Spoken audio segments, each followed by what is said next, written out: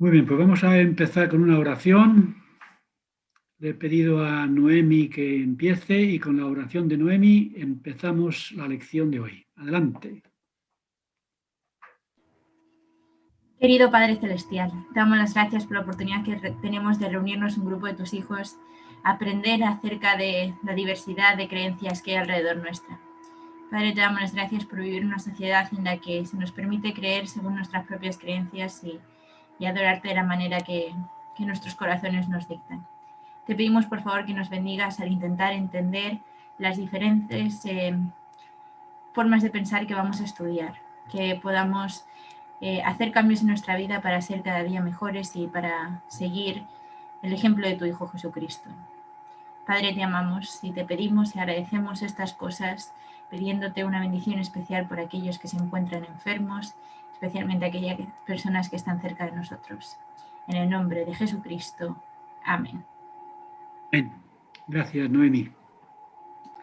Muy bien, pues vamos a ver unas diapositivas y vamos a ir siguiendo las preguntas, desarrollándolas como preparación para el trabajo de los equipos, tal y como os he enviado previamente.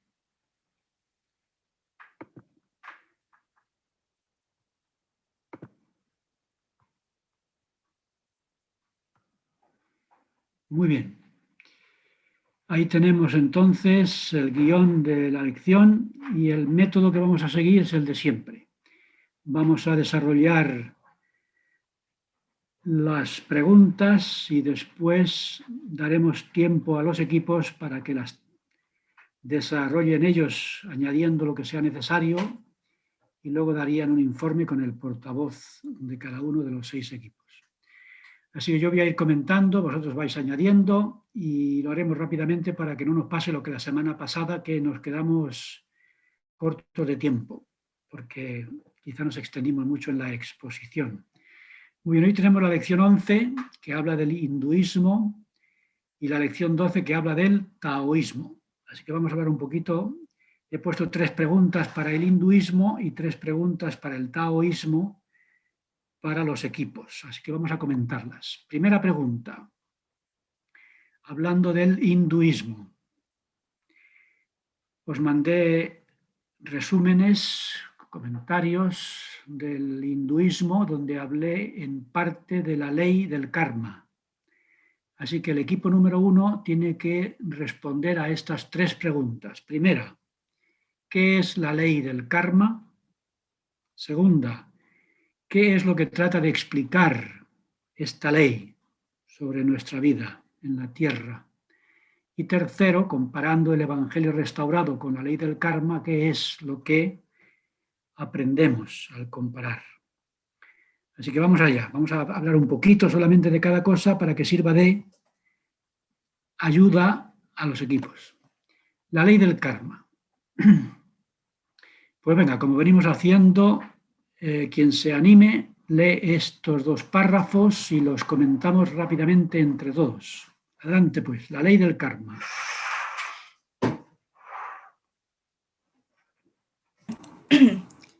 Una de las grandes dificultades de toda religión es explicar las aparentes injusticias de la vida. ¿Por qué unos nacen en circunstancias favorables y otros tienen que pasar por penalidades supuestamente inmerecidas? La respuesta del hinduismo es la ley del karma, asociada con la reencarnación. Karma significa obras, acciones. La ley del karma es un sistema de causa y efecto, en el que nuestras acciones determinan las condiciones de nuestra vida. Es la ley de la cosecha. Lo que sembramos, eso es lo que recogemos. Nadie puede escapar del karma. Gracias, Carol. Muy bien, entonces, ¿cómo explican los hindús o los hindúes o el hinduismo las grandes diferencias que hay y que parecen injustas si no entendemos las razones? ¿Por qué unos nacen en situaciones favorables y otros en circunstancias desfavorables? La ley del karma trata de explicarlo. Karma significa, como veis ahí, acciones. Y se compara con la ley de la cosecha. Recogemos lo que sembramos. y el karma nos persigue en esta vida. Por tanto, nacemos con lo que merecemos según las obras efectuadas en vidas anteriores. Y por tanto no hay lugar para las quejas, como veremos después. ¿Algún comentario sobre este punto de lo que habéis leído? La ley del karma es la ley de la cosecha. Tenemos lo que nos merecemos. Y como en el hinduismo se creen en la reencarnación, en la transmigración de las almas, en el nacer en este mundo una y cientos de veces, se supone que nacemos recogiendo las consecuencias de las obras de las vidas anteriores. Esa es la explicación de las diferencias en el nacimiento. Si no comentáis nada, esta es una de las cosas que tendrá que comentar el grupo número 1. ¿Seguimos? A ver, ¿quién lee entonces el punto el Evangelio restaurado y la ley del karma, comparando ambas cosas? Yo mismo. Adelante. El Evangelio restaurado y la ley del karma. El Evangelio restaurado incluye la ley de la cosecha y también el poder intercesor de un Dios misericordioso. Existe la influencia de la ley en el progreso eterno del hombre, pero la ley no actúa directamente. Es el gran legislador quien actúa según la ley. Con la ley del karma todos reciben lo que se merecen y nadie puede cambiarlo. Gracias, Santi. ¿Os acordáis, quién sabe de memoria, Doctrina y Convenios 130, 20, 21? Eso lo sabemos de memoria, ¿no? Hay una ley irrevocablemente decretada en el cielo sobre la cual todas las bendiciones se basan. Es decir, si yo recibo la bendición A es porque he cumplido con la ley A. Si yo quiero recibir la bendición B, tengo que cumplir la lección B. Por tanto, hay una conexión directa entre la ley que cumplimos y las consecuencias en nuestra vida. ¿Qué es lo que añade? Esto es a semejanza del karma, ¿no? Pero ¿qué es lo que añade el Evangelio restaurado a esta ley de la cosecha? La ley de las leyes intervienen directamente en nuestra vida. Los deístas, muchos de ellos eran los grandes padres de la patria, de la Constitución en Estados Unidos, los deístas creían en Dios, pero ellos decían que Dios no interviene en la vida de las personas. Dios pone la ley y luego ya la ley se encarga del resto. Que queremos una bendición, cumplimos con la ley correspondiente y la ley lo gobierna todo, Dios se aparta. De manera que no tiene ningún sentido para los deístas la oración. A Dios no le debes pedir nada. Él no te va a dar nada. Tienes que cumplir la ley y la ley se encarga de bendecirte o lo contrario. Y en eso consiste el karma. Pero el Evangelio restaurado, ¿qué es lo que añade a esta relación entre el hombre y la ley? Que Dios tiene una influencia directa en nuestra vida, más allá de nuestros hechos. Y también la figura de Jesucristo. Muy bien. Que es intermediario entre la ley y el hombre. Así que lo que añade el Evangelio restaurado, como en realidad en general el cristianismo, es el gran legislador. Dios también existe. Dios está ahí. Y es cierto que la ley gobierna el universo, pero Dios interviene. Y como ha dicho Pilar, la expiación corrige, el arrepentimiento nos ayuda a. De manera que la ley actúa, pero Dios la controla, para que no estemos a expensas de lo que la ley diga, sino que hay un Dios misericordioso que nos bendice y nos ayuda. ¿Algún comentario más? El grupo número 1 tiene que hablar de esto, la ley del karma, la intervención de Dios en la relación del hombre con la ley, que no estamos afortunadamente solos, sino sería una vida bastante fría y despiadada, sino que hay un Dios misericordioso que interviene y permite el arrepentimiento, el perdón y la corrección de los errores, como lo veremos ahora al hablar de la reencarnación. ¿Algún comentario más? El equipo número 1 tiene que hablar de esto. ¿Vamos allá? Pues nada, si no queréis decir nada del número 1, de eso tiene que hablar el equipo primero. El equipo segundo, seguimos con el hinduismo. ¿Qué es la reencarnación? ¿Qué relación hay entre la reencarnación y la ley del karma? ¿Y qué nos dice el Evangelio restaurado sobre la reencarnación? Así que este es el tema del equipo número 2, aquellos que caigan aleatoriamente, como hemos dicho, en el equipo 2. Vamos a recordar algunas de las cosas que os envié y que supuestamente habréis leído, pero vamos a recordarla para ayudar al equipo número 2. A ver, la reencarnación, también llamada samsara. ¿Quién lo lee? La rueda. Adelante. La reencarnación. Sansara, la rueda de las reencarnaciones. A ver, no lo veo bien acá. De las reencarnaciones. Está asociada al karma. Todas las personas nacemos una y otra vez en este mundo. Las condiciones de estos nacimientos dependen de nuestras acciones de las vidas anteriores. En el hinduismo, todo se explica y justifica con esta palabra, karma. Las diferencias sociales, el sufrimiento, el gozo, la pobreza, la riqueza, son nuestro karma. Lo que soy ahora es el resultado de algo que hiciste antes. Tengo exactamente lo que merezco y no hay razón ni justificación para lamentaciones ni para revoluciones. Además es peor, si te quejas, aún tendrás un karma peor después, porque la ley está ahí implacable sobre nosotros.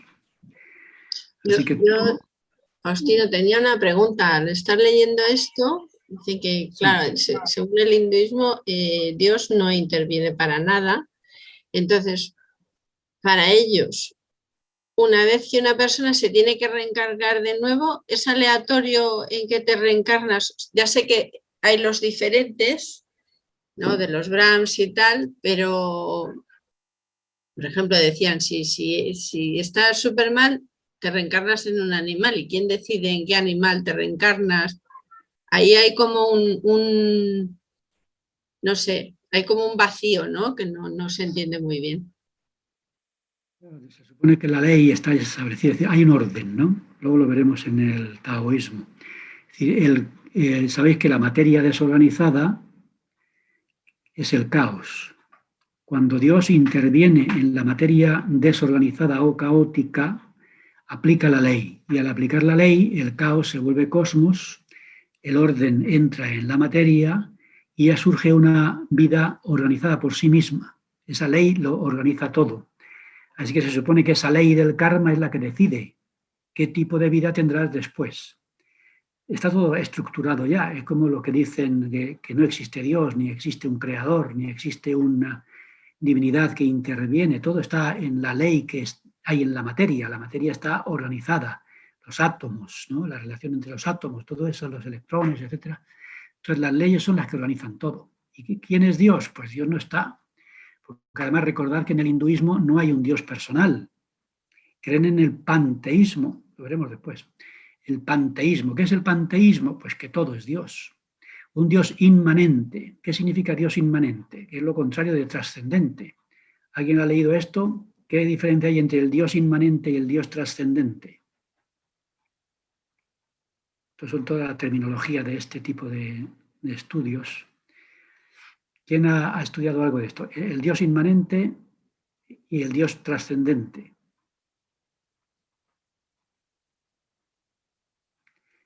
El Dios inmanente es el que se confunde con la creación, es decir, el creador y la creación es lo mismo, mientras que el Dios trascendente es separado de la creación. Hay un Dios que es un ser separado que crea el mundo, y el mundo es una cosa y Dios es otra. Pero el Dios inmanente no hay separación, el creador es la creación y Dios es el mundo, y todo el mundo es un gran Dios, ¿no? El panteísmo, todo es Dios. Entonces hay una ley intrínsecamente metida en el caos, perdón, en el cosmos, en el universo, y esa ley es la que va decidiendo lo de las reencarnaciones. Creo que lo tenemos por aquí, ¿no? Lo vamos a ver después. Entonces, ¿quién decide lo que vamos a hacer? Pues la ley. Entonces yo cumplo ciertas leyes y esas leyes hacen que yo nazca de una manera u otra. Es lo que es el ascenso por las diferentes clases sociales, ¿no? ¿Cómo se llama esa palabra? Se me ha olvidado. Castas. Eso, gracias. Me salía en la secta, digo, no, secta no puede ser. Entonces están las castas, ¿no? Y entonces la salvación consiste, bueno, lo vamos a ver ahora cuando veamos el nirvana. La salvación consiste en ir ascendiendo por las diferentes castas, desde la inferior hasta la superior. Y cuando ya llegas a la casta superior de los brahmines, pues ya pasas directamente al nirvana. Y si no, pues vas descendiendo, descendiendo, y como decía Pilar, incluso hasta fuera de las castas y te conviertes en un animal. ¿En qué tipo de animal? Pues depende, ¿no? Según, habrá animales mejores y peores.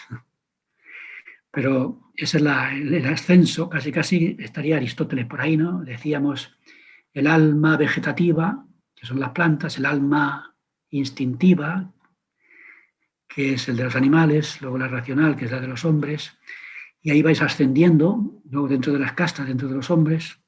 Así que ahí hay unas leyes que lo van gobernando todo, y lo veremos ahora con el nirvana. A una pregunta o comentario, seguimos con la reencarnación y ahora comparado con el Evangelio restaurado. Todo esto es ayuda para el equipo correspondiente. Sí, Si no, yo tenía... adelante, pregunta. ¿Puedes verlo? Adelante, pregunta.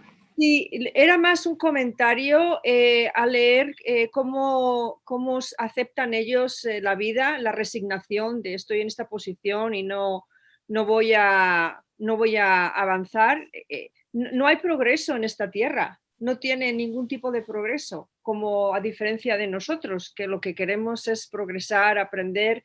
Si estamos en una situación que no nos gusta, hacer lo posible para salir de ella, pero ellos aceptan lo que se les ha dado en esta vida y no tienen deseos de progresar o de mejorar o de tener otro tipo de vida, lo aceptan y se quedan ahí. Bueno, aceptan las consecuencias de la vida anterior, pero luego se esfuerzan en esta vida. No te oímos. Digo que sí aceptan las consecuencias de la vida anterior, que ya no tienen nada que hacer, no pueden corregir los errores del pasado. Pero una vez que entran en una nueva reencarnación, ahí sí se esfuerzan porque quieren seguir progresando hasta finalmente liberarse de esta rueda de reencarnaciones y entrar en el nirvana. Entonces sí hay un esfuerzo de progreso. Lo que hay es resignación con respecto a las consecuencias de la vida anterior.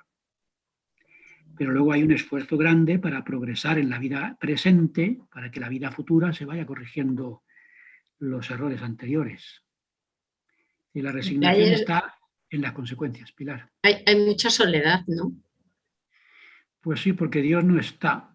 Aunque no, incluso entre la relación entre ellos, ¿no? Porque, no sé, es como que nadie te puede ayudar, eres tú solo y ahí vas haciendo, no sé. Sí, que tienen que ayudarse unos a otros para poder, digamos, progresar juntos.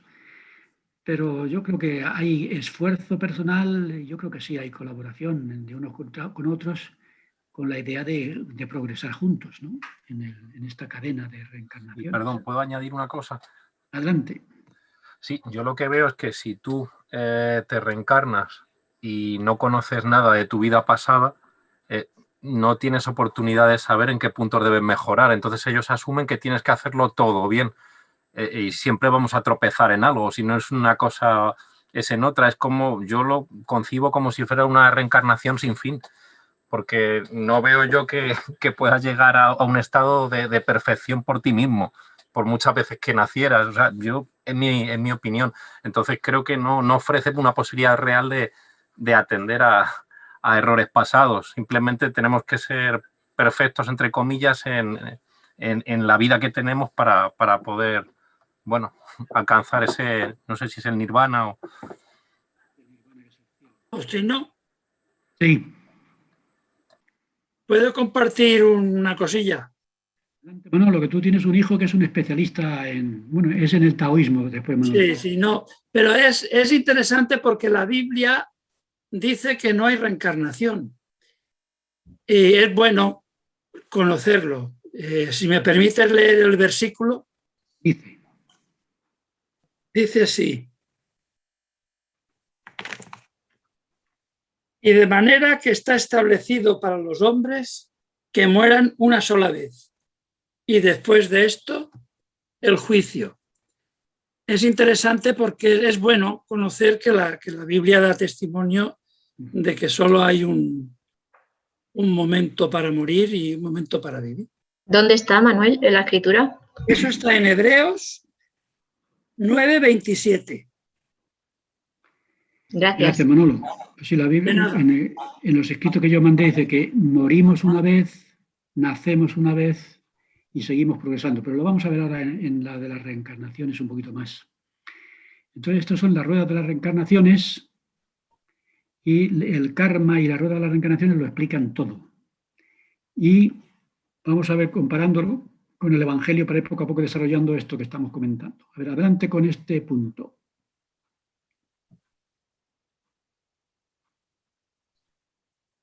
¿Quién lee? Yo puedo. Adelante. La reencarnación y el Evangelio restaurado.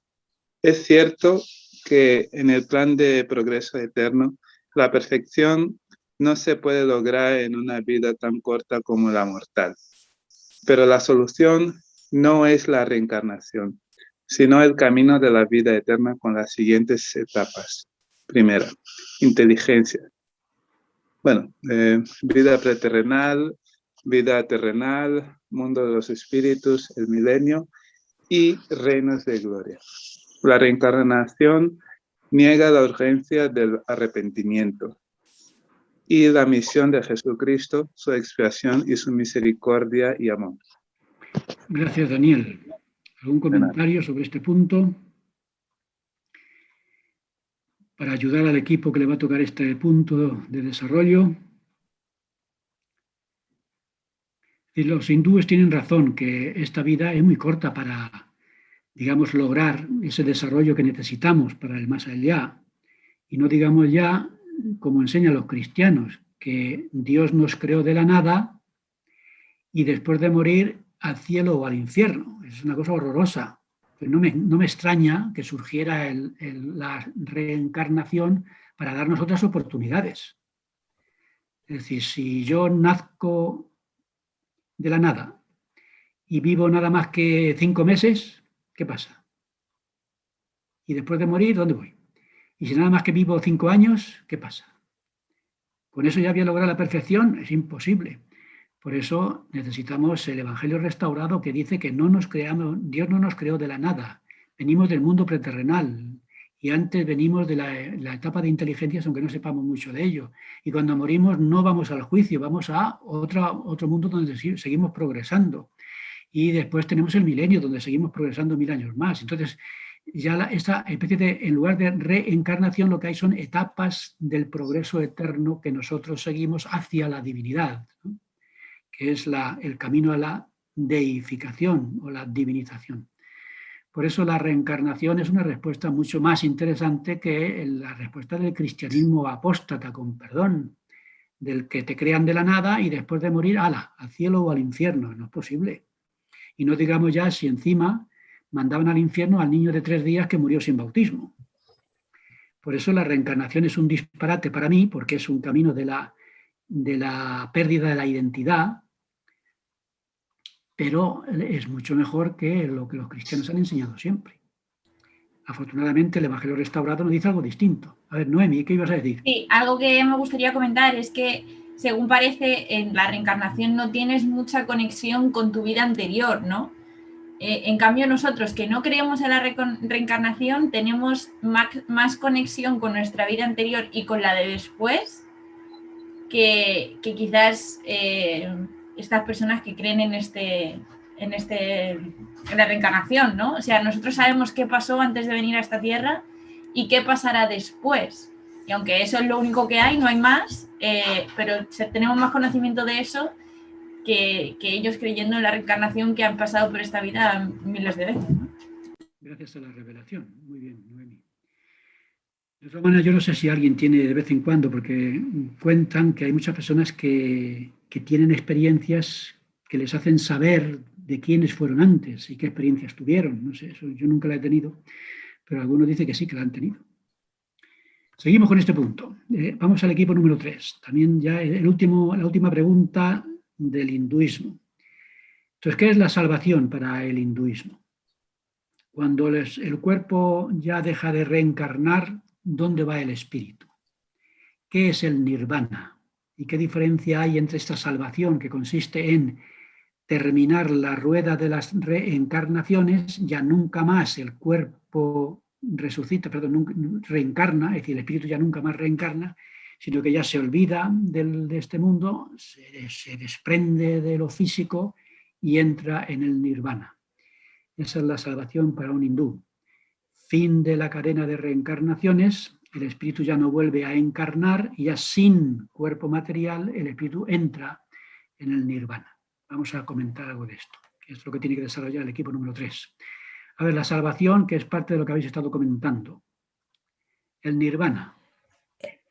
La salvación es la liberación de la rueda de las reencarnaciones. En esta lucha por purificar o neutralizar el karma, tenemos que seguir el ascenso en el sistema de castas hacia la liberación definitiva de todo aquello que nos ata a esta vida.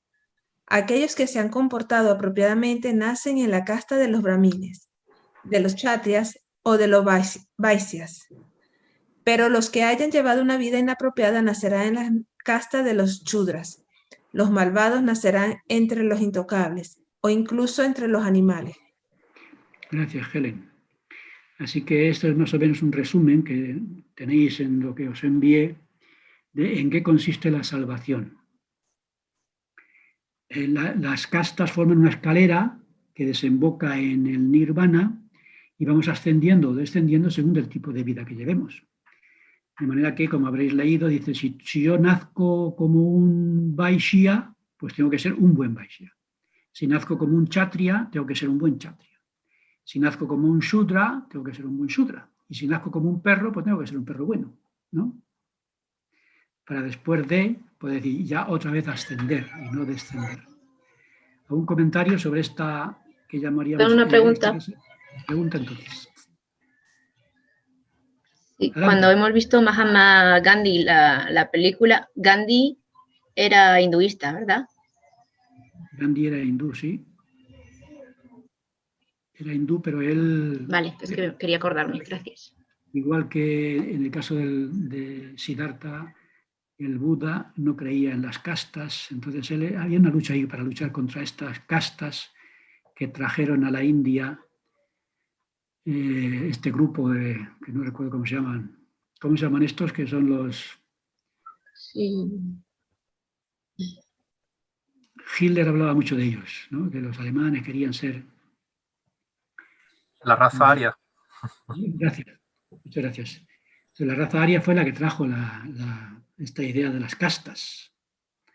Y ni Siddhartha ni el otro que ha dicho mi hija creían en esto. A ver, Jennifer, que has levantado la mano, según leo ahí.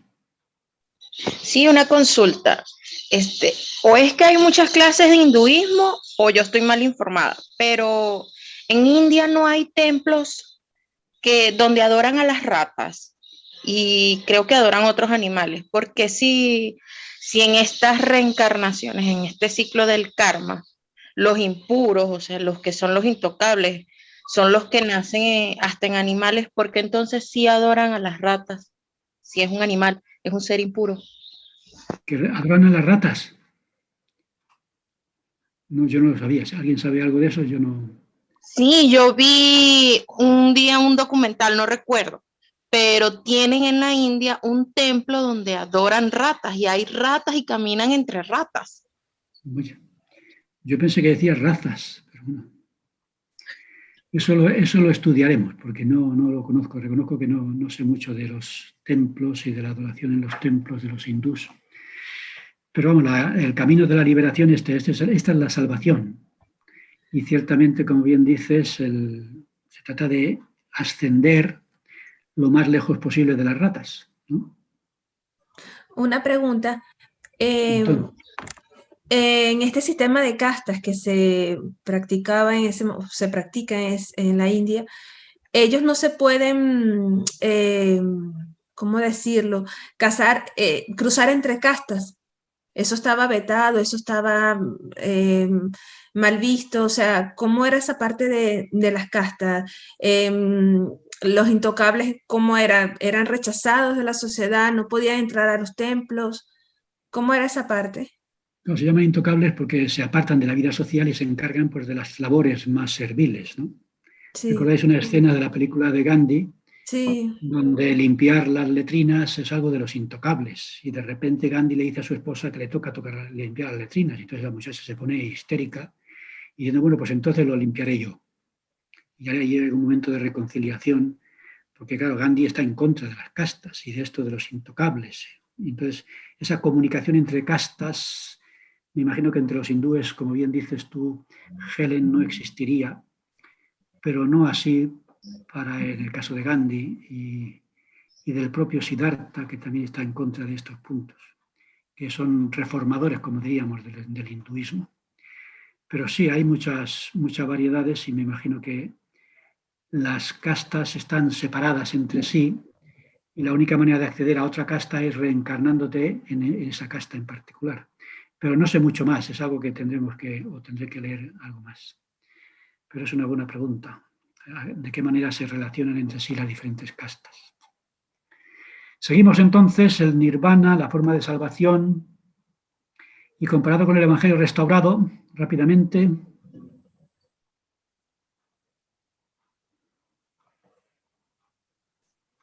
Venga, un lector. Pilar.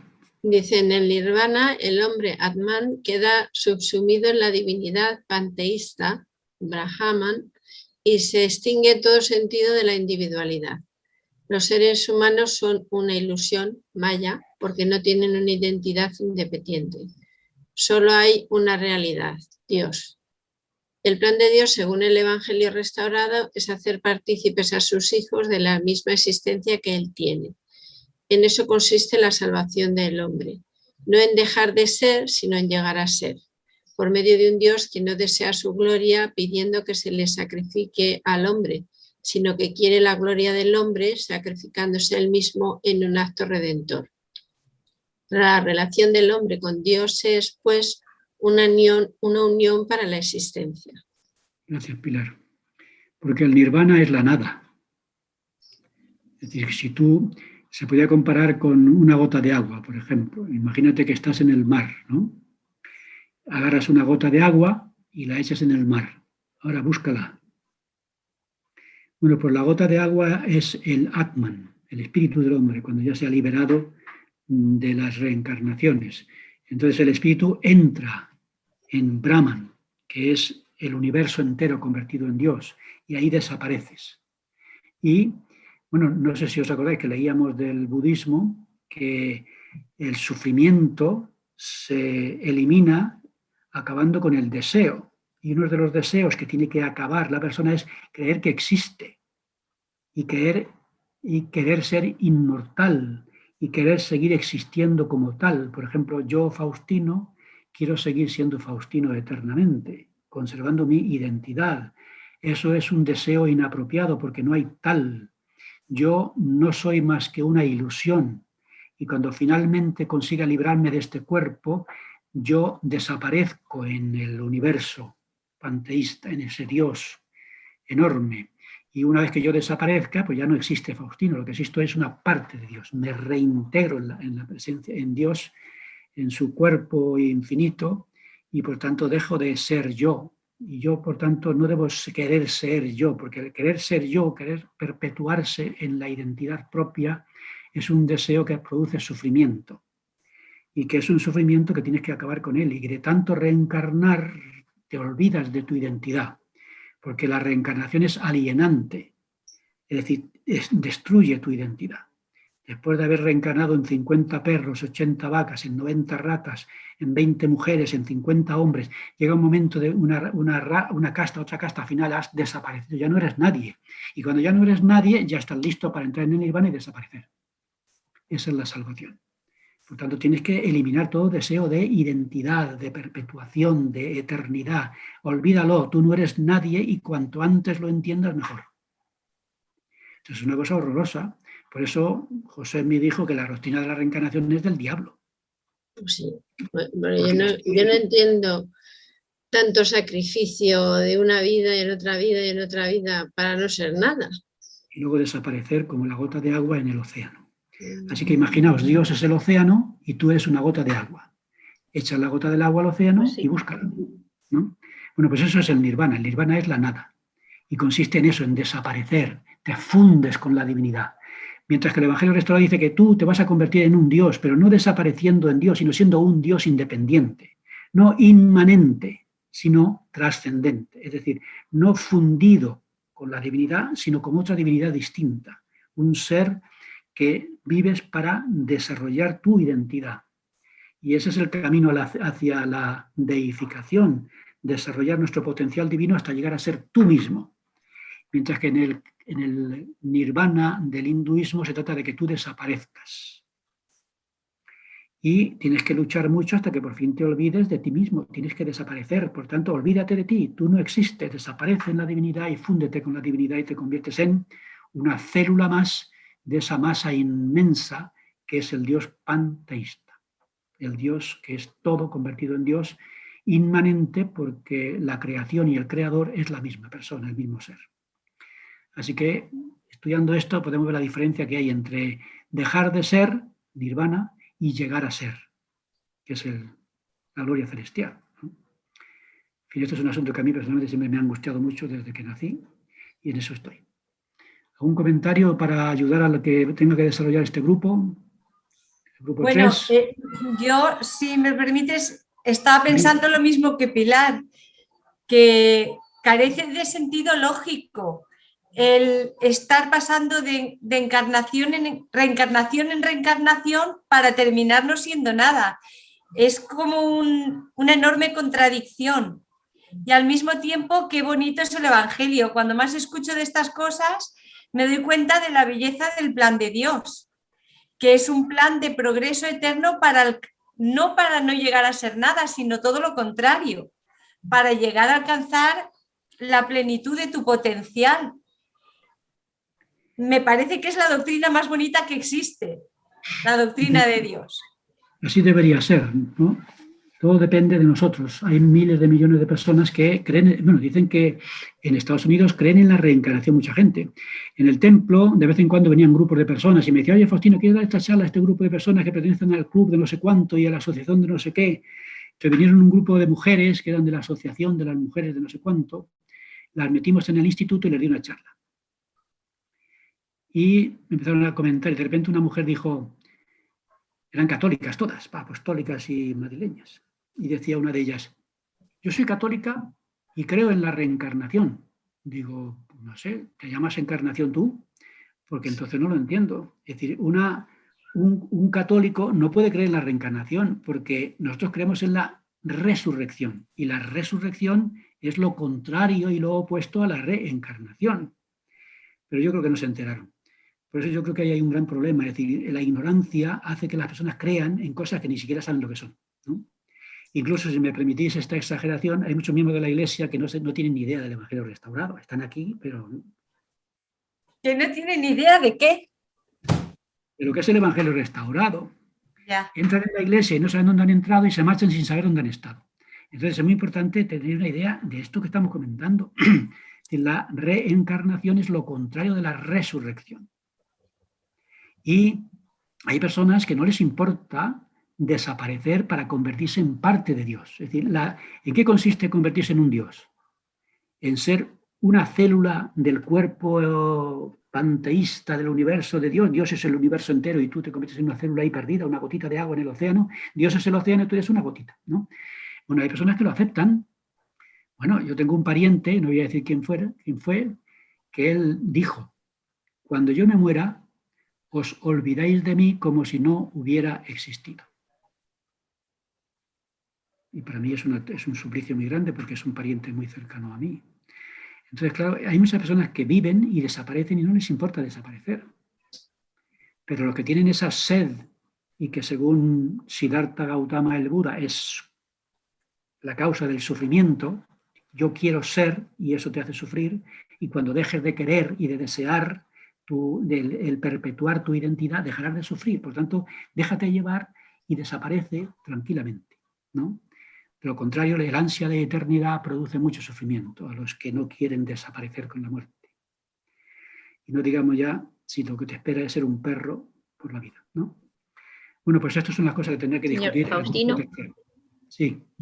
Que algo que yo estoy descubriendo y estoy pensando, como al principio de este curso estábamos diciendo, pero ¿para qué vamos a aprender sobre las otras religiones? Y que ya tenemos un testimonio de la Iglesia y ¿para qué vamos a aprender de otros? Entonces hablamos de alguna de las razones, que una es pues, poder entender mejor a los demás, abrir más nuestra mente, y ahora estoy descubriendo que también saber lo que creen otras cosas, otras personas, quiero decir, y otras religiones y qué es lo que hay ahí fuera, también al final poco a poco te ayuda a apreciar lo que tienes y darte cuenta, porque yo he nacido en la iglesia y quizás no te das cuenta pues porque es que no sabes lo que hay ahí fuera, para ser más agradecidos al final. Hay que valorar.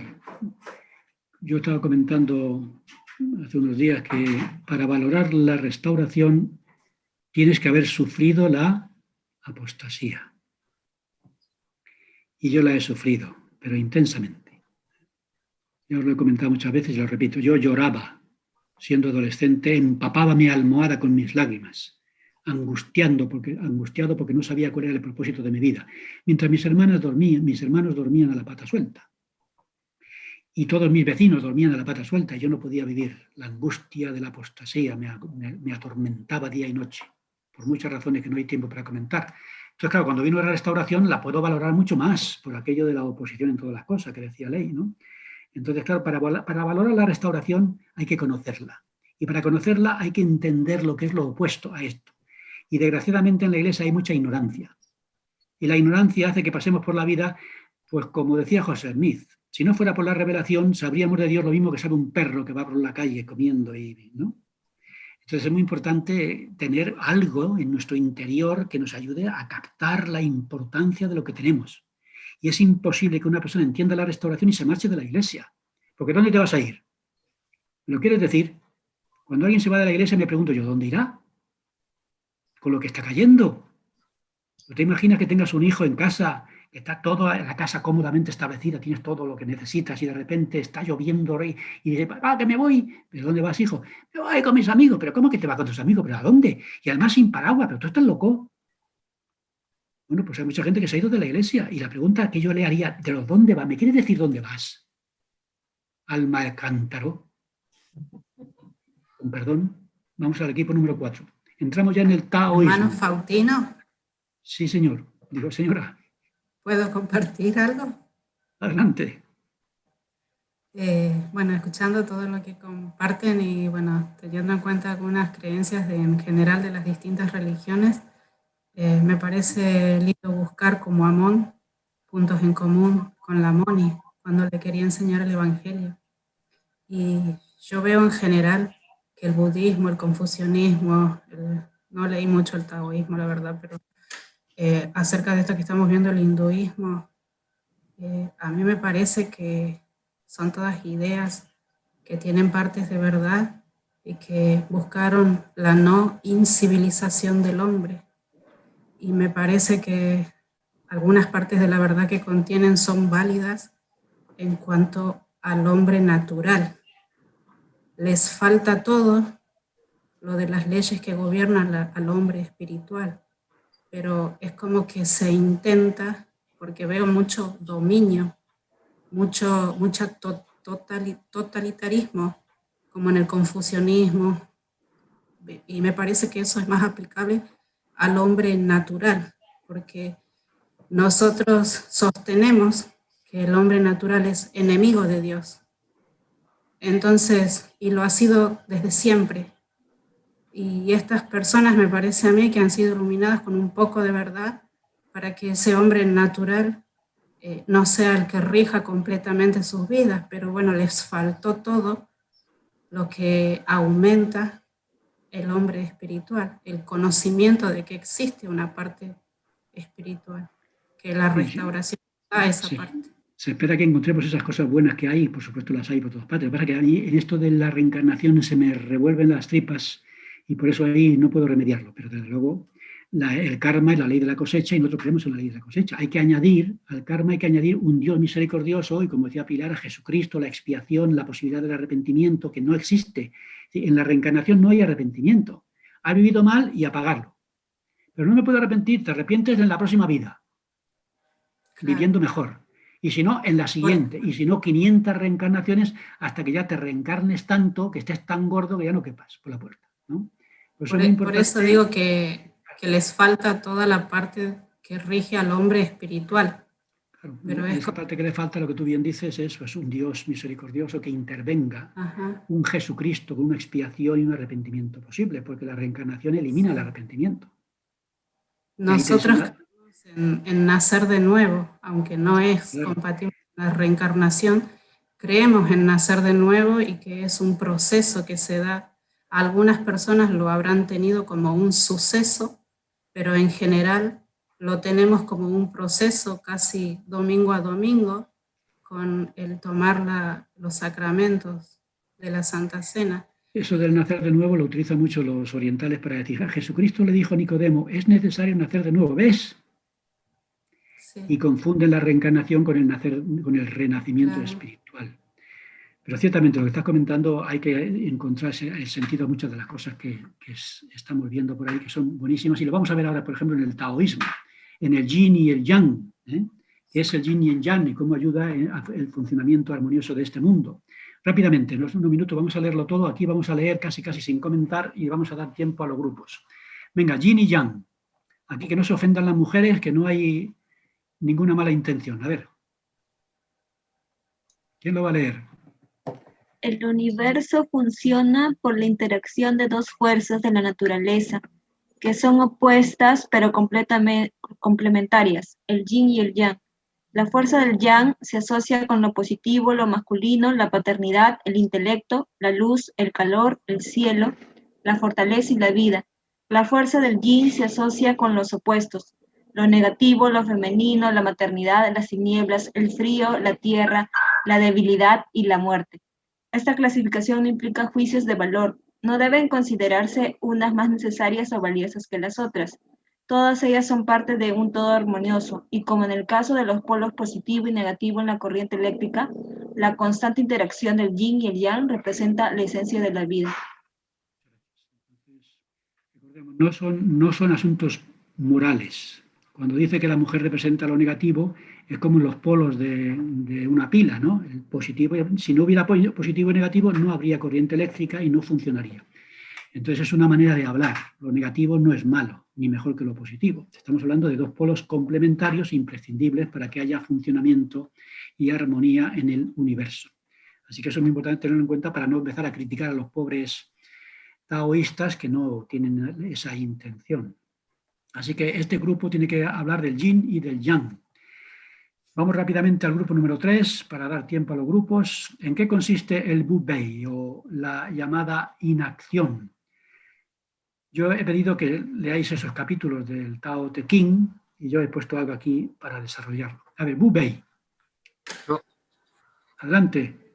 Sí. Wu Bei es la inacción que permite al universo seguir su curso natural, no interferir en el curso natural de las cosas. Wu Bei significa sumisión al orden natural de las cosas, o literalmente no acción, inacción, no estar haciendo. La ambición, los deseos excesivos y el orgullo producen lo opuesto de lo que se espera lograr. Wu Bei es no interferir. Es decir, muchas veces dice, mira, tú no hagas nada, deja que las cosas sigan su curso. Eso incluso también funciona en las relaciones sociales, es decir, a veces metemos la pata y los estropeamos. Tú cállate, no digas nada, deja que las cosas vayan. Si van a funcionar bien, si no interferimos y si no ponemos palos en las ruedas. Vamos a dejar que las cosas vayan de una manera natural gracias a las leyes. Aquí he puesto el capítulo 7 del Tao Te Ching. Yo he leído los capítulos y hay capítulos que no tengo ni idea, los leo 50 veces y no me entero. Pero este dice lo siguiente, a ver, capítulo 57 del Tao Te Ching sobre este asunto, del Wu Bei.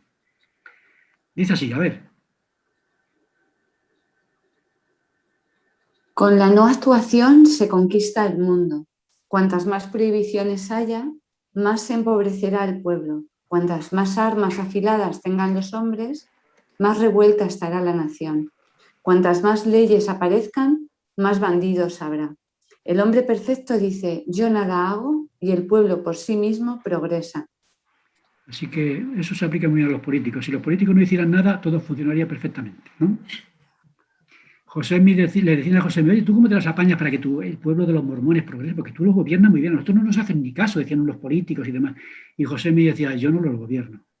Yo les enseño principios y ellos se gobiernan solos. El gran secreto, ¿no? Deja que el pueblo se gobierne a sí mismo. Enséñale con tu ejemplo, enséñale con los principios y déjale que se gobierne, déjale en paz. Déjale que se ponga la mascarilla o que se la quite. Déjale que salga o no salga. Enséñale con tu ejemplo, enséñale principios, crea el ambiente para que las personas se gobiernen a sí mismas. Dice ahí, el Evangelio y el Bubey. A ver, ¿quién habla esto? El Bubey restaurado.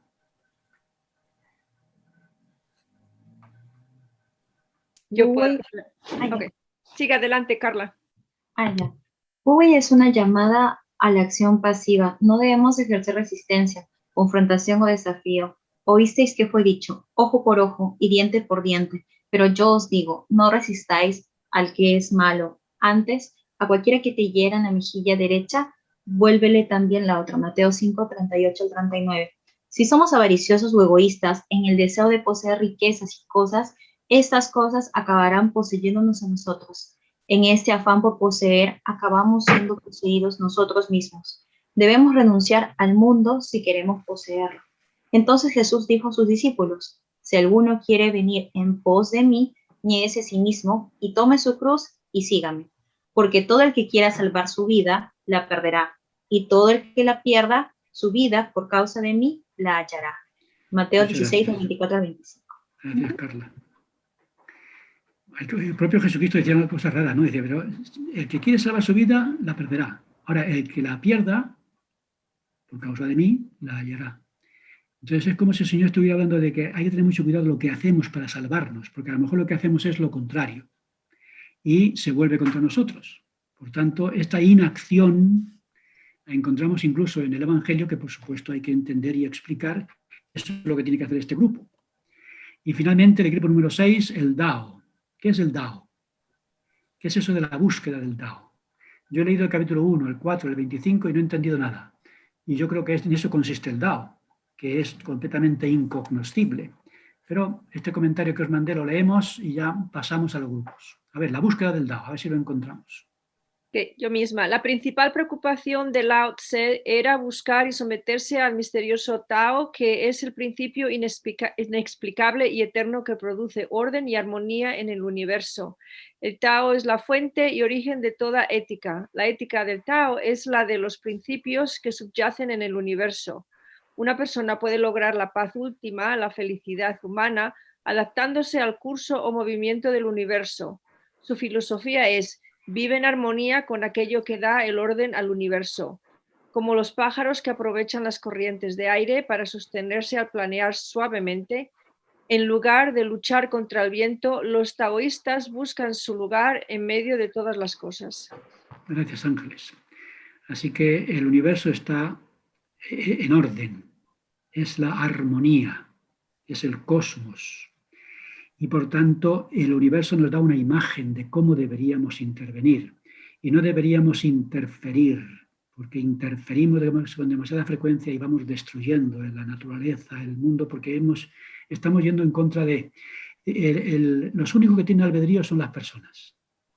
Ni los animales, ni las plantas, todo, no tiene, nada de esto tiene albedrío y funcionan perfectamente. ¿Quién es el único que tiene albedrío? Nosotros. ¿Y qué hacemos con el albedrío? Destruir. Si fuéramos capaces de someter nuestro albedrío al orden que ya existe en el mundo que Dios ha creado, no habría ningún problema. Pero nos ha dado albedrío el Señor y ahí estamos, tratando de saber si lo utilizamos para destruir o para mantener lo que Dios ha establecido. Bueno, grupo número 1. ¿Quién es el representante? Raquel. Raquel, ¿dónde está Raquel? Raquelita, era una broma. Bueno, sí, la pregunta es, ¿qué es el 2 minutitos. Vale, ¿qué es el karma? Y cómo se compara con la ley de la cosecha del Evangelio, cómo lo vemos desde el punto de vista del Evangelio. Entonces, bueno, estábamos hablando, cuando usted estaba presente, ¿verdad?, sobre el karma. Decía Aida, lo comentaron también al principio, que era como la restitución de nuestras obras, sean buenas o sean malas. Lo malo por lo malo, lo bueno por lo bueno. Y estábamos hablando también que el hecho de que a una persona le ocurran cosas malas aquí en la tierra no significa que esa persona sea mala. Y vemos el caso de Job. Entonces, bueno, el karma decía que era una energía que se generaba a partir de los actos, pero que trascendía en una vida, en otra vida. O sea, el karma no tengo oportunidad para arrepentirme ahora. En cambio, nosotros en Alma 34 estábamos conversando también, donde el Señor nos dice que esta vida es cuando el hombre debe prepararse. Ahí va una de las diferencias. Nosotros no vamos a esperar otra vida para arrepentirnos y para prepararnos, sino que Dios nos da esta vida. Otra lectura que hicimos fue cuando Alma le estaba enseñando a su hijo Coriantón y le decía en Alma 41 que le decía: sé misericordioso, juzga con rectitud. Y entonces al final él le dice: porque lo que de ti salga volverá a ti. Y que la palabra restauración no justificaba para nada al malo, sino que lo condenaba. Entonces eso podría ser una similitud de lo que se llama karma, pero aplicado desde la lupa del Evangelio. Si nosotros hacemos buenas obras, claro, no en esta vida lo vamos a pagar, sino en un reino venidero. Recordemos que las bendiciones que nosotros tengamos o el reino al cual nosotros vayamos no depende de la misericordia de Dios, sino de la obediencia a las leyes del Evangelio que nosotros cumplimos en esta tierra para ser merecedores de ese reino allá. Y bueno, eso fue lo que conversamos. Gracias, Carol, por ese desarrollo del karma. A ver, grupo segundo. Bueno, yo estoy con el grupo segundo y hemos hablado muchísimas cosas, pero con respecto al tema que era, pues hemos comentado un poco qué es la reencarnación, que todos lo hemos comentado antes también, pero es esta creencia de que volvemos a vivir hasta que alcancemos un estado perfecto que sería el nirvana, ¿no?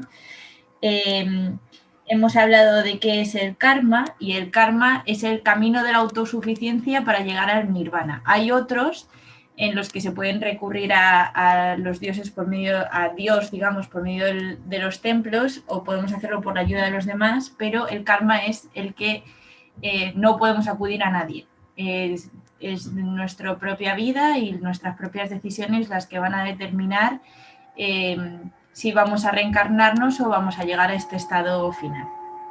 ¿Qué creemos nosotros con respecto a la reencarnación? Pues creemos que no es necesaria, porque ellos tienen la reencarnación como método de arrepentimiento quizás, o de volver a hacer las cosas bien, pero para nosotros no es necesaria porque tenemos a Jesucristo, que es el que intercede por nosotros, dado que Él sí fue una persona que hizo todo bien, tiene autoridad para interceder por nosotros y ayudarnos y poder perdonar nuestros pecados.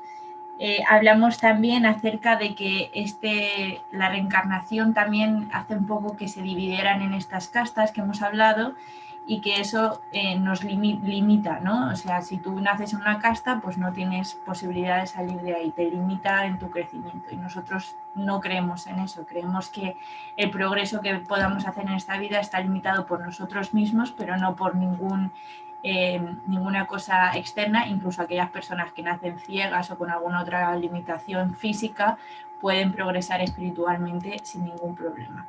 Y eso sería lo que hemos hablado.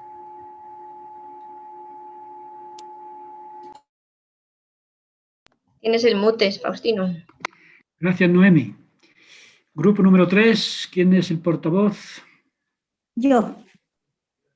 Bueno, hablamos un poco sobre la salvación, lo que significa la salvación en el hinduismo.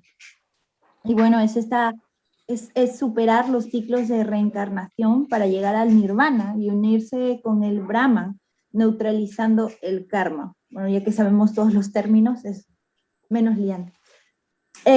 Pues el espíritu, ¿qué pasa con el espíritu cuando llega al Brahma? Pues se diluye al panteísmo cuando llega al nirvana y deja de ser el uno, deja de ser una persona individual para unirse a un todo. Y bueno, la diferencia entre lo que se cree en el hinduismo y lo que creemos nosotros como miembros de la iglesia es que gráficamente el hinduismo es más como un círculo y en la iglesia de Jesucristo es más un camino lineal. ¿Qué quiero decir con esto? Pues con la reencarnación es un ciclo de vidas que vas viviendo una tras otra hasta que de alguna manera llegas a ser perfecto y te unes al Brahma, ¿no? La única manera de ascender en este sistema de castas donde naces una y otra vez es a través de 3 caminos: el camino de las obras, que es el karma, el camino del conocimiento, que es el yajna, y el camino de la devoción, que es el vrati. Ahora, ¿qué pasa con la iglesia de Jesucristo? Pues es un camino más lineal, porque evidentemente no se puede ser perfecto en la vida mortal, ya que es muy corta, poquitos años, pero no solamente existimos en la tierra, sino que hemos existido antes y seguimos existiendo después de la muerte del cuerpo físico.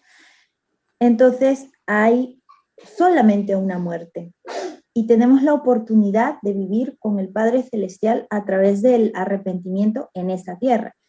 Y este progreso eterno del hombre se realiza en la tierra. Tenemos una oportunidad. Entonces, esa es más o menos la diferencia entre el hinduismo y pues, la Iglesia de Jesucristo.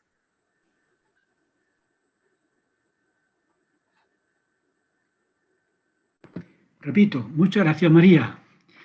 Equipo número 4. Sí, soy yo el representante del Javier. objeto. Pues muy bien, la pregunta era ¿qué son el yin y el yang y de qué manera ayudan al funcionamiento armonioso del mundo? Pues decimos que es la interacción de 2 fuerzas opuestas para alcanzar el equilibrio, que son opuestas pero a la vez son complementarias, y hemos concluido que de alguna manera son un poco la base del albedrío. Tenemos la libertad y la capacidad de escoger una cosa o la contraria.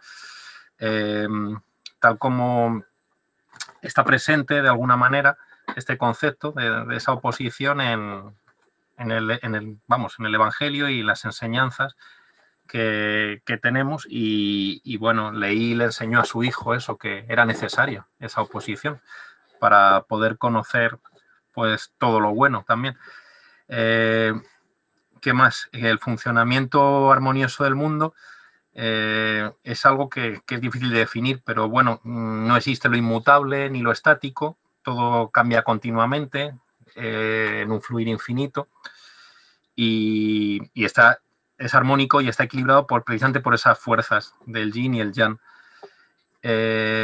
Dijeron también que en el grupo que mientras haya un justo, el bien prevalecerá porque hay una misión y una obra que realizar en la tierra según el plan de Dios, lo cual quiere decir que bueno, ese equilibrio, tal como nosotros lo entendemos, no quiere decir que necesariamente tenga que haber tantas cosas buenas como malas. A veces el mal puede prevalecer aparentemente, pero el plan de Dios no falla. Hay luego prácticas como el tai chi relacionadas con el taoísmo que nos conectan con la naturaleza y ese funcionamiento armonioso del mundo que supone un poco retornar a la fuente para que nosotros podamos conectarnos con nuestro creador. Y ese sería el resumen, básicamente. Muy bien, muchas gracias, Javier. Equipo número 5. Pues creo que soy yo. Jorge. Sí. Bueno, nosotros hablamos del Wu Wei, que significa literalmente no acción, ¿vale? Entonces, de alguna manera, el comportamiento apropiado es el que se imita el fluir de las cosas y básicamente el no alterar el transcurso natural de las cosas saliéndose por el camino, por querer imponer nuestro criterio. Entonces, vimos que tiene buenos comportamientos, porque buenas ideas, porque de alguna manera, bueno, tampoco llegamos a una conclusión firme, ¿eh? Cada uno dijimos lo que nos pareció y después ya las cosas fluyeron libremente. Pero vimos que por un lado es cierto, muchas veces en la vida grandes de los problemas que hay es por querer forzar las cosas. Por otro lado también encontramos similitudes en otros principios que vimos en Oriente.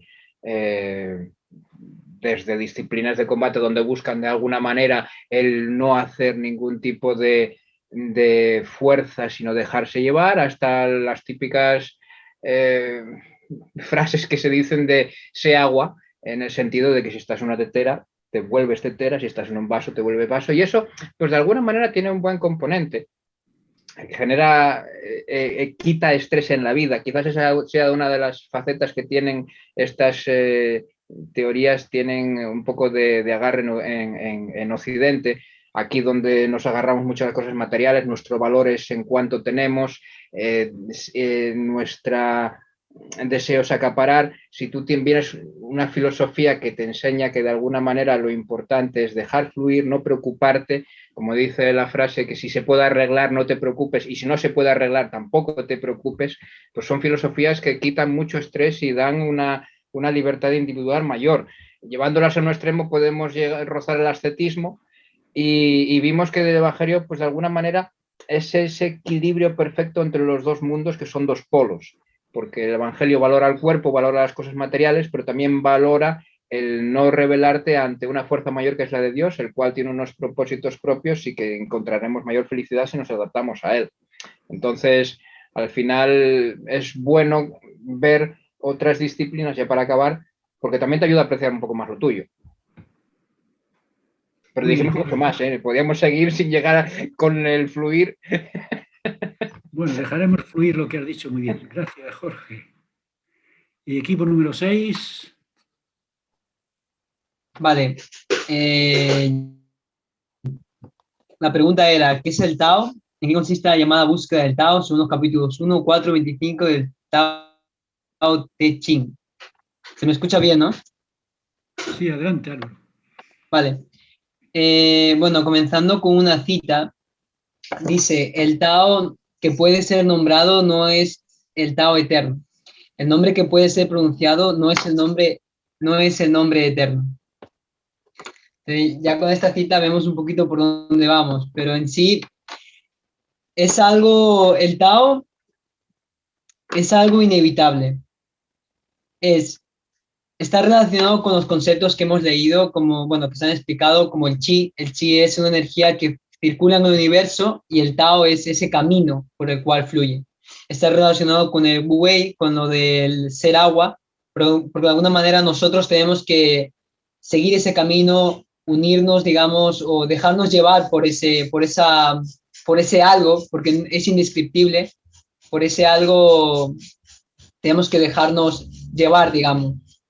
Entonces no actuamos, y está relacionado también con lo que sería el yin y el yang, tal como dice también relacionado con las escrituras de 2 Nefi capítulo 2 versículo 11 de la posición de todas las cosas. Hay una posición para todo. Entonces continuamos un poco con el Tao. El Tao es algo que no se puede ni ver, no se puede escuchar, no se puede describir, no se puede alcanzar, ni tampoco se puede sentir, que es lo más curioso. O sea, es algo que no sabes prácticamente nada, pero sabes que está allí. Es el camino conocido también como el camino de la naturaleza, camino de los cielos. Es algo que debemos aceptar. Es de alguna manera como también algo que produce el cambio. El Tao fluye lentamente en orden y en equilibrio.